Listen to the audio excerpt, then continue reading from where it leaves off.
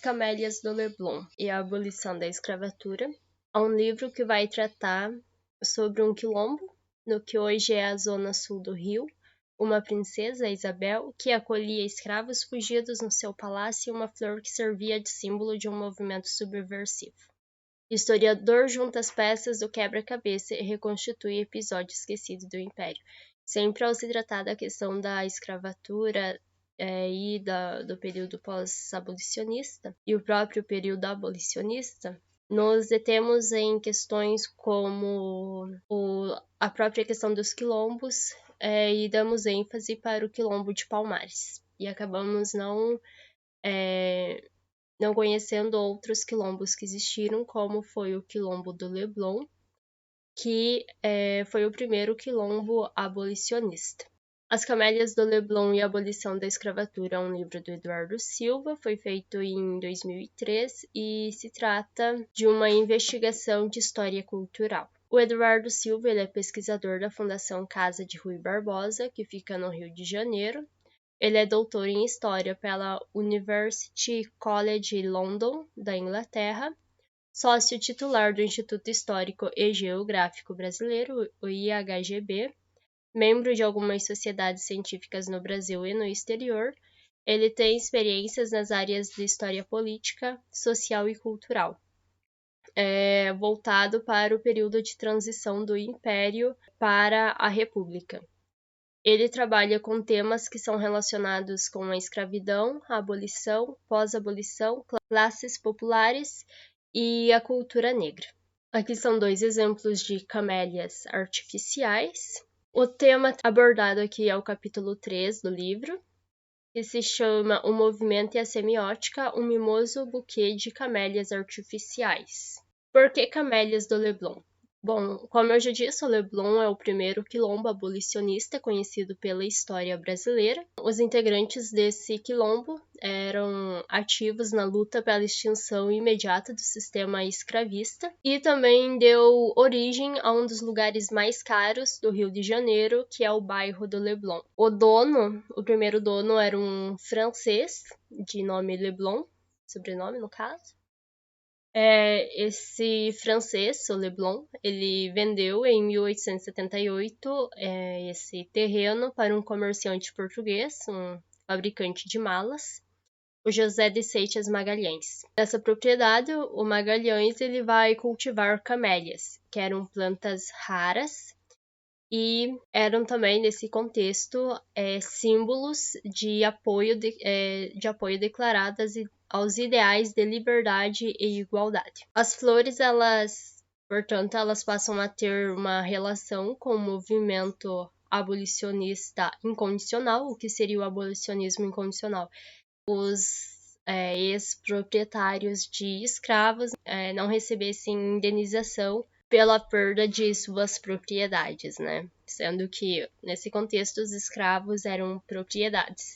Os abolicionistas, eles usavam as camélias na lapela do paletó como uma insígnia de sua militância. E era comum também ter nos jardins das casas plantados pés de camélias, e serviam como uma identificação. Se, por exemplo, um escravo fugido chegasse em um lugar e ele visse pés de camélia, ele sabia que ali era alguém abolicionista e ali ele iria conseguir ajuda. Então, as camélias e o movimento abolicionista. Ele era símbolo da ala radical, a ala que queria a extinção completa da escravidão e sem direito de indenização aos senhores de terras. E era também uma senha para identificação tanto de abolicionistas quanto de apoiadores. Se visse alguém com uma camélia, sabia imediatamente que ele era um apoiador da causa abolicionista ou um abolicionista. Vão se destacar em 3 nomes. A Isabel, né, a princesa. O André de Rebouças, que vai falar sobre como que a princesa Isabel agia. E o José Carlos do Patrocínio, que em um primeiro momento ele vai ir meio contra a Isabel, mas depois ele vai cair nas graças dela. No entanto, nem todos gostavam das camélias, né? O Silva Jardim, ele vai ver tanto a princesa quanto as damas que utilizavam das camélias e faziam apoio ao movimento abolicionista, ele as via como damas e batalhas de flores que colocavam a pátria em perigo. Ele as considerava, né, como leviandades e imoralidade, verdadeiros escândalos. Então ele vai ser um crítico, né, e vai falar que a princesa estava desvirtuando a sociedade. O que fez a princesa regente? Em 12 de fevereiro de 1888, vai acontecer a primeira Batalha das Flores em Petrópolis. Essa vai ser a primeira manifestação abolicionista da princesa. Ela vai organizar uma passeata com flores, como já sabemos, a camélias, e vai ficar conhecido como a Batalha das Flores. E a partir disso, o movimento abolicionista ele vai ter muita mais repercussão, pois agora a princesa estava do lado deles e estava deixando bem claro seu apoio.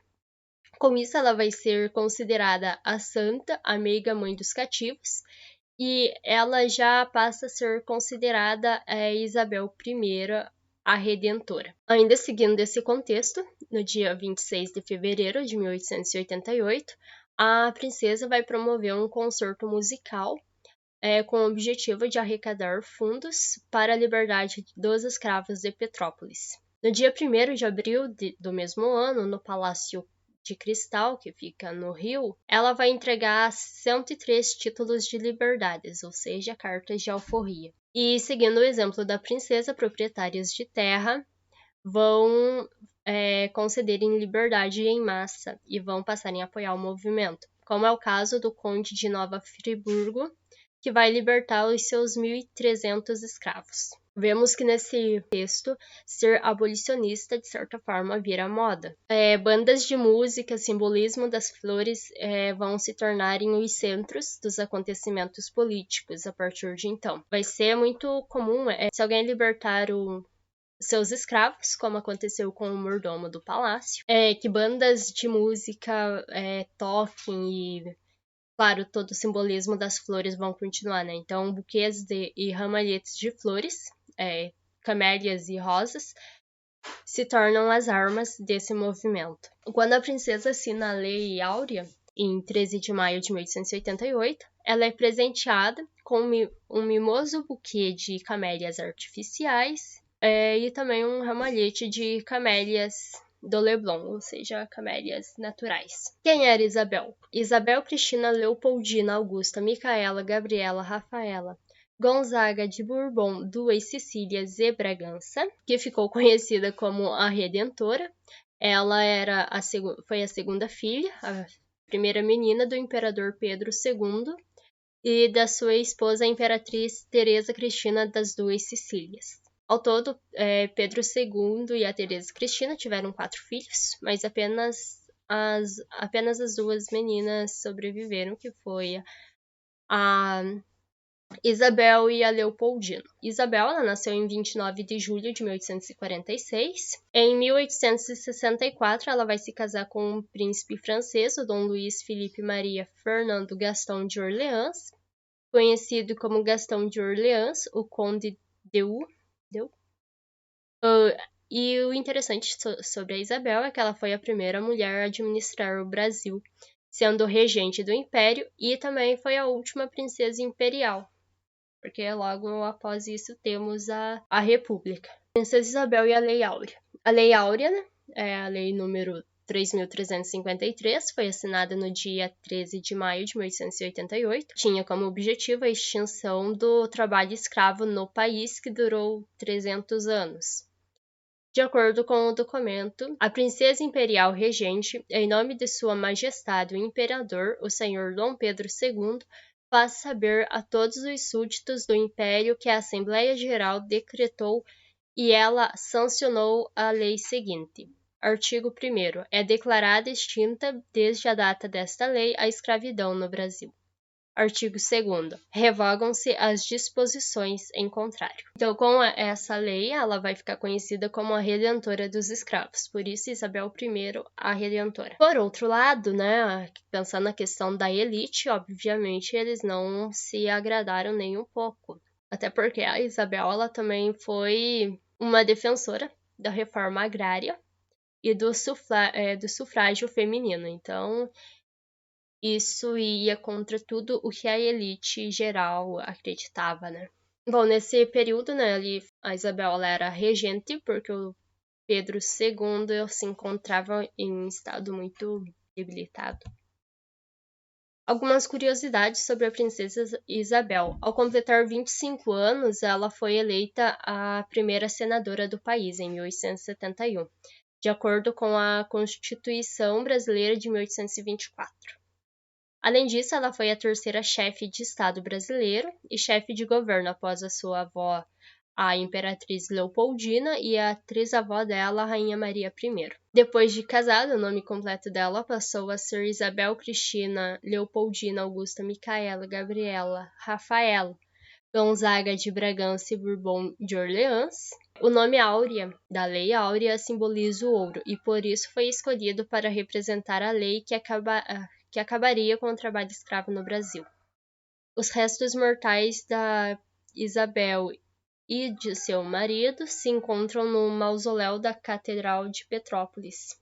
O que aconteceu depois da Lei Áurea? Em 1865, os Estados Unidos, após uma guerra civil, né, a Guerra de Secessão entre Norte e Sul, temos a abolição da escravidão e o Abraham Lincoln, ele vai garantir uma porção de terra a cada família de negros, ou seja, os negros não, ao contrário do que aconteceu aqui no Brasil, os negros vão saírem do sistema escravista, já tendo ao menos um lugar para morarem, né? Aqui no Brasil, eles vão saírem para a liberdade sem qualquer indenização, fundo de garantia ou qualquer bem que remunerasse todo o trabalho que foi responsável, né, pela construção da nossa nação, ou que garantisse qualquer direito mínimo à sobrevivência. Isso nos faz pensar, né? Por que será que as favelas brasileiras há tanta predominação da população negra ou mulata, né? Essas pessoas não tinham para onde ir e acabaram se aglomerando em lugares, e aí temos os complexos, né? As favelas. E até por conta disso, né? Por conta de tudo esse passado, ainda temos muitas raízes em nossa sociedade, né? Como preconceito, racismo, discriminação. Se por um lado os ex-escravos eles saíram sem nada, também não houve a indenização dos escravocratas, né, que reivindicavam a indenização por suas propriedades perdidas, ou seja, eles viam os escravos, né, como uma mercadoria, e ao terem que abrir mão dessa mercadoria, eles se achavam no direito de pedir indenização. Com essa insatisfação e com o receio de que o imperador ainda pudesse promover uma pequena reforma agrária que viesse a beneficiar os negros libertos, haja vista que haviam projetos de lei neste sentido que transitavam no Senado, houve a conspiração palaciana, que levou ao primeiro golpe militar, que conhecemos como Proclamação da República. Então, o medo de que o imperador acabasse tomando medidas que beneficiassem os ex-escravos, acontece a Proclamação da República.